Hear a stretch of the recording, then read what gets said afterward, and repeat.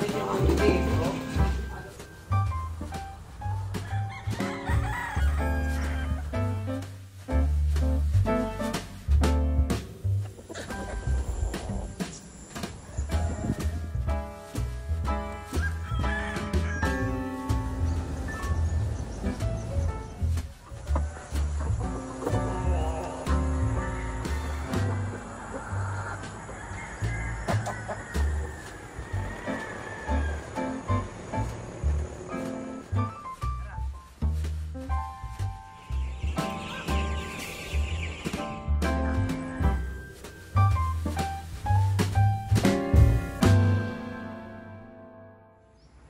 Magandang araw mga ka-farm, ka-negosyo, kababoy.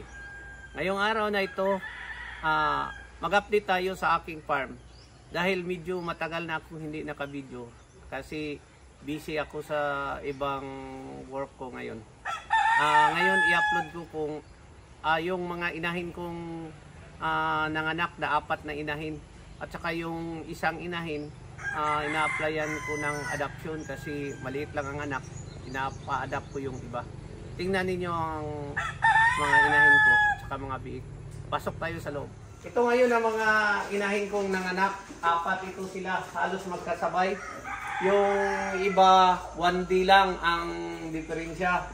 Ngayon, marami tayong mga biik ngayon. O, tingnan ninyo. Ito, nanganak ng 13. O, yan ang mga biik ko. Tingnan ninyo. Maganda talaga yung mga biik niya ngayon. O, tingnan ninyo mga biik. Pakita ninyo, oh. Sa mga biik natin. Oh. Doon, sa kabila. Kita ninyo, oh. Ito, mga biik. Oh. Oh. Ano? Yan, mga biik natin. Dami nating biik ngayon. Ito, nasa 18 days na. 18 days na ito. 18 to 19 days. Itong mga biik. Tsaka, ito naman ang isa. O, tingnan ninyo. Ito naman ang isa nating inahin. Itong inahin na ito, ang anak niya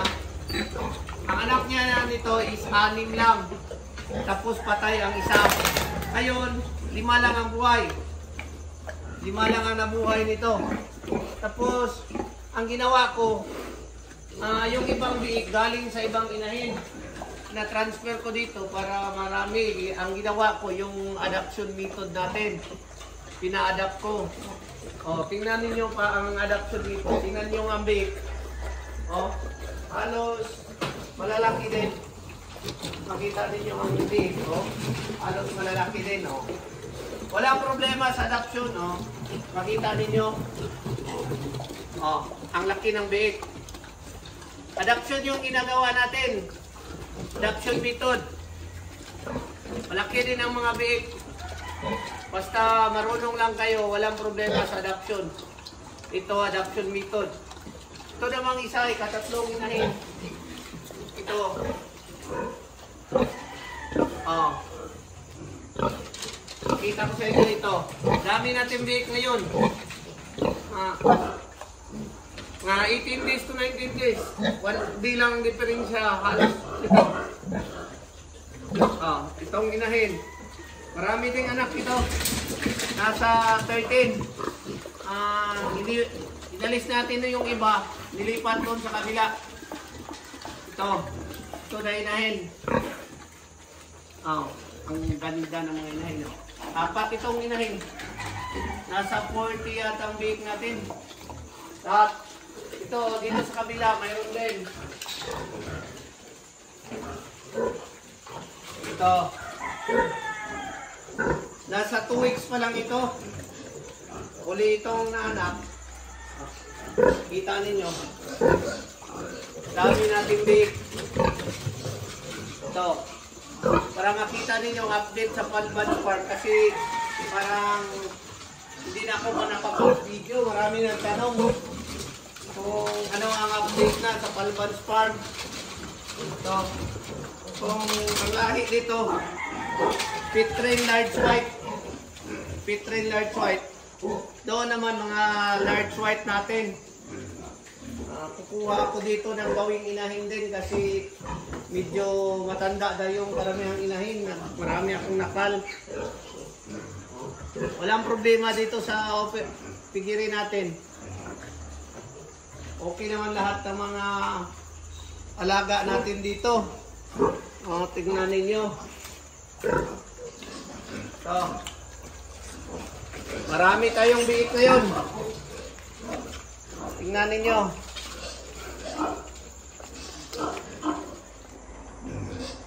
Ito ngayon ang bago nating gilt.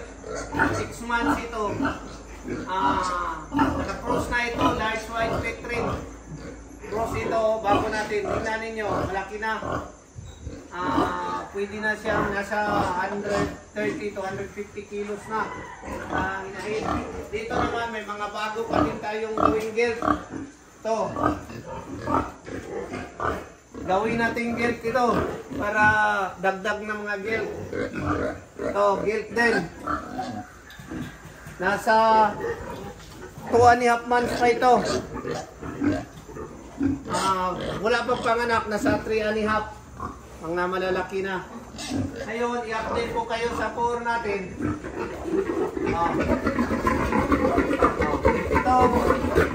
Ito ang core natin.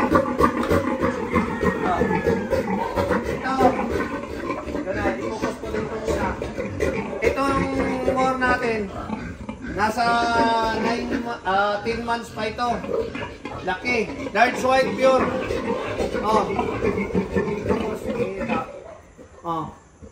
Malaki, mataas. Wala pa itong 1 year. Nasa 10 months yata, 10 months. Ito. Laki na ito. Ito ang nasa, malaki na, nasa 300 plus to 400 kilos ng isang bore natin. Ito ang Petrin. Laki. Itong bore. Ito naman dito, may bago tayo. Pakita ko sa inyo itong bago. Gawin natin inahin. So, mayroon tayong mga gilt. Gawing gilt. Ito. Mga bago natin gawing gilt. Tingnan ninyo. Pupos mo ito. Tingnan ninyo. Maganda talaga ang katawan nyo na.